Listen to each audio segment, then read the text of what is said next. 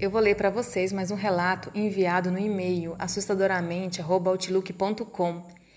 O e-mail foi enviado pela Ana, de São Paulo. O nome do relato é Antônio e a Mulher da Roseira.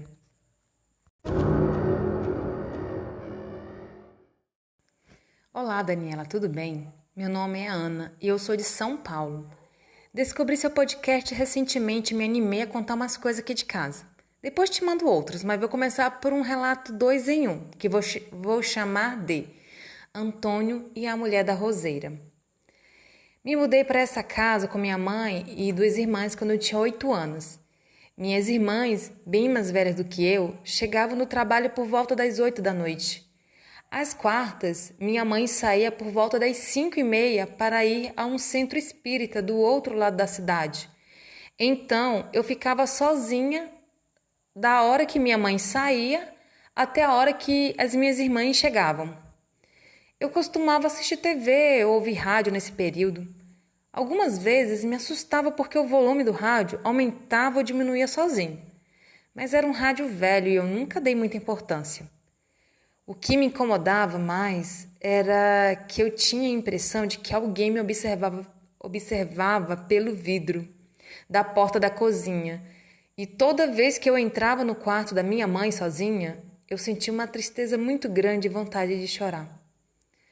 Depois de um tempo, minha mãe até acabou colocando sua máquina de costura na cozinha, porque toda vez que sentava no quarto para costurar, ela também sentia a tristeza, sem explicação. Meu pai, que não morava com a gente, mas estava passando um tempo por aqui, costumava almoçar mais tarde, sozinho na cozinha, e relatou que viu um vulto pela janela da cozinha algumas vezes. Meu tio, Adão, veio nos visitar num dia de semana e ficou por jantar para poder ver minhas irmãs também. Após o jantar, minha mãe me mandou lavar a louça e ela, meu tio, minha irmã foram para a sala. Logo que comecei a lavar a louça, senti que estava sendo observada. Mas olhei e não tinha ninguém na porta. Fechei o vidro e voltei para a pia. A sensação continuou e estava muito mais forte do que das outras vezes. Parei um pouco e fui para a sala assustada. Tio Adão percebeu que eu não estava bem, mas falei que não era nada. Minha mãe me falou para voltar para a cozinha e terminar logo de lavar a louça. Eu voltei, mas o medo se tornou tão grande que não consegui ficar na cozinha muito mais tempo. Voltei chorando para a sala e contei a todos o que estava acontecendo. Minha irmã ficou bem assustada e meu tio ficou conversando com ela para acalmá-la. Minha mãe me fez voltar com ela para a cozinha e me mostrou que não havia ninguém na porta. Eu sabia que não havia ninguém lá, mas a sensação permanecia e era cada vez mais forte. Minha mãe me pediu para sentar numa cadeira que ela colocou de frente para a porta e me pediu para fechar os olhos. Estava com muito medo, mas fiz o que ela me pediu. Quando eu fechei os olhos, senti que estava caindo e abri os olhos de novo, assustada. Obedecendo minha mãe, fechei os olhos novamente e a sensação voltou. Tipo quando sonhamos que estamos caindo e acordamos. Só que eu estava bem acordada e sentia que caía num abismo sem fim. É estranho falar assim, mas de olhos fechados eu podia ver o vidro da porta aberto e o menino apoiado no vidro me olhando. Não sei precisar a idade que ele tinha, mas lembro que tinha um cabelo bem preto e os olhos grandes arregalados. Eram olhos arregalados que me assustavam mais. Contei para minha mãe o que via e o que sentia. Ela me agradeceu, me mandou ir para a sala. Saí ainda chorando, mas aliviada. Minha mãe ficou na cozinha e começou a conversar com o menino. Ela disse: "Eu não tenho dom de te ver ou de te ouvir, mas na quarta-feira eu vou num lugar onde a gente pode conversar. Quero te convidar para ir comigo." Depois fez uma oração e voltou para a sala. Na quarta, antes de sair para o centro espírita, ela foi conversar com o menino novamente. "Estou indo para o lugar que eu te falei, venha comigo." Como o centro era longe, ela voltava tarde. Só soube o que aconteceu no outro dia. Minha mãe era doutrinadora no centro. a pessoa que conversa com os espíritos através dos médiuns e tenta encaminhá-los. Ela contou que o menino realmente foi com ela e lá ela descobriu que o nome dele era Antônio e que ele havia morrido ao cair num poço que havia no terreno antes da construção da casa. Depois disso, ninguém mais o viu. Depois disso, ninguém mais viu vultos e eu já não tinha problemas em ficar na cozinha.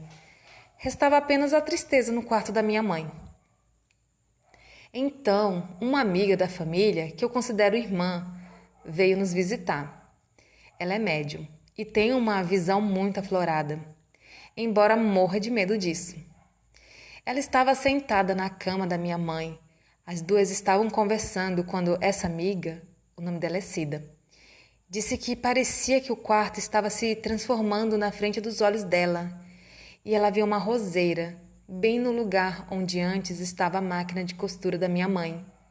E havia uma mulher agachada perto da roseira chorando muito. E a Cida começou a ser dominada pela mesma tristeza inexplicável que a gente sentia ali. Minha mãe fez uma oração e convidou a mulher para ir ao centro também. Como ela suspeitou que a mulher talvez estivesse chorando por causa do Antônio, disse a ela que o menino estava bem, que havia conversado com ele e que agora ele estava em paz, estava num bom lugar. A mulher da roseira não foi ao centro, então não soubemos outros detalhes, mas certamente ela foi embora da casa, pois depois disso nunca mais nos sentimos tristes ao entrar no quarto. E minha mãe colocou a máquina de costura lá de volta. A Cida veio nos visitar outras vezes, mas nunca mais viu nada. E esse é o fim do relato. É interessante essa questão de sentir tristeza em alguns lugares. Eu já vi, inclusive, a minha irmã, ela morou em Belém um tempo, e a minha irmã, ela tem um pouco de sensibilidade, assim, um pouco mais que eu, né? Ela falou que tinha um lugar que ela passava em Belém, que era um lugar mais histórico. Ela disse que sentiu uma tristeza inexplicável. Muito, aquele peso, aquela tristeza. E tem alguns lugares realmente que transmitem essa sensação, né? Algumas pessoas mais sensíveis acabam captando isso.